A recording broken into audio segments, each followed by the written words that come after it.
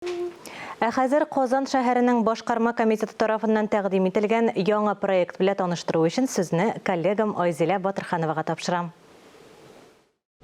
Исәмсез, Казан мэриясында зур яңалык. Мәктәп укучылары өчен Апуш татар балалар театр студиясы ачыла. Студияның үзенчәлекләре турында Казан шәһәре башкарма комитеты аппаратының тел культурасы өлкәсендә милли сәясәтне гамәлгә ашыру бүлеге җитәкчесе Алинә Миневалиева белән әңгәмә корырбыз. Исәмсез, Алинә? Исәмсез, хәерле көн. Студияның исеме бик үзенчәлекле Апуш. Дип атала, әлбәттә, инде бу чиракта без барыбыз да Тукайны күз алдына китерәбез. Моның бәйләнеше бармы? Әлбәттә, без бу студияның исемен уйлаганда бик озак баш ваттык дисәк тә була. Чөнки яңгыравыклы исем кирәк иде, ниндидер шул ук вакытта заманча да булсын иде ул. Һәм әлбәттә, бөек шагыйребез Габдулла Тукайның исеменә тукталырга булдык, чөнки ул беренчедән биеклеккә юл ача һәм безнең менә әлеге студияда катнашачак укучылар да бәлки киләчәктә үзләрен актер итеп күрерләр дигән өметтә. Без калабыз. Төп максаты әлбәттә инде бу театр студиясының булачак актерларны, мәктәп укучылары арасында булачак актерларны барлау. Һәм инде барлык тамашачыларыбыз өчен дә яңалык булырдыр ул.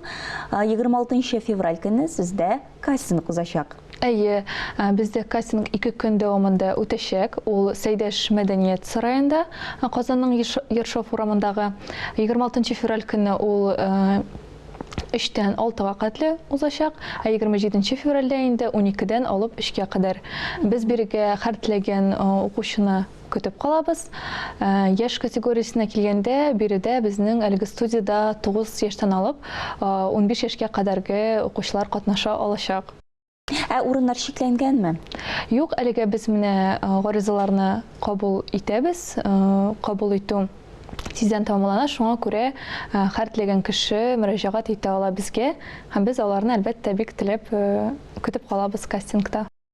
Без инде беләбез, менә сезнең бүлек ул Казан шәһәрендә төрледән-төрле чараларны уздырып тора. Без инде узган елны хәтерлибез. Төрледән-төрле фестивальләр булды бу. Милли кием фестивале булсынмы, аннан соң Идел буе халыкларының урам арт фестивале, яшьләр өчен яңа Сабантуй, шул ук вакытта безнең балконда шигырьләр дигән театрлаштерылган перформанс та узды. Быел нинди планнар белән яшисез? Чыннан да былтыр туган телләр һәм халыклар бердәмлеге елы уңаеннан бик күп кенә без чаралар уздырдык. Әлеге чаралар телләрне саклауга һәм шул ук вакытта милләтләр арасында мөнәсәбәтне ныгытуга юнәлтелгән иде. Һәм чыннан да шактый гына проект башкарылып чыкты. Һәм быел да әлеге проектларны без Алла боерса дәвам итәчәкбез.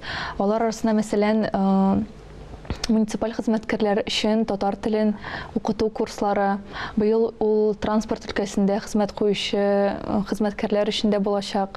Шул вакытта татар теленең нигезләрен өйрәтә торган, мисал өчен ул метрода, кунакханәләрдә урнаштырылган телепанельләрдәге кыска видеороликлар, быел ул шулай ук дәвам итәчәк. Шулай ук былтыр безнең үз телем дигән проектлар конкурсы узды. Ул татар телен үстерүгә һәм актуальләштерергә юнәлтелгән конкурс. Анда 146-га якын проект кабул ителде һәм бары тик 5-се генә җиңеп чыкты. Шулай ук быел Сабантуй көнендә яңа Сабантуй дигән проектыбызны дәвам итәргә планлаштырабыз һәм бик күп чаралар көтелә.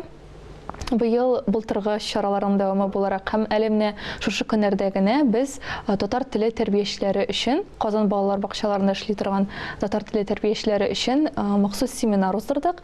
Анда балалар белән эшли торган һәм зур тәҗрибәләре булган 5 практик үзләренең балалар белән эшләүдә заманча яңа алымнары турында сөйләде. Һәм әлеге семинарлар дәвамлы булачак. Шулай ук март һәм апрель айларында алар дәвам итәчәк. Инде балалар бакчалары мөдирләре өчен әлеге аерым курс шушы елның күзенә планлаштырыла, Алла боерса. Димәк, Казан яши, кайный һәм инде яшьләр өчен дә, балалар өчен дә, өлкәннәр өчен дә төрледән-төрле кызыклы проектлар белән безне сөендереп тора. Бик зур рәхмәт.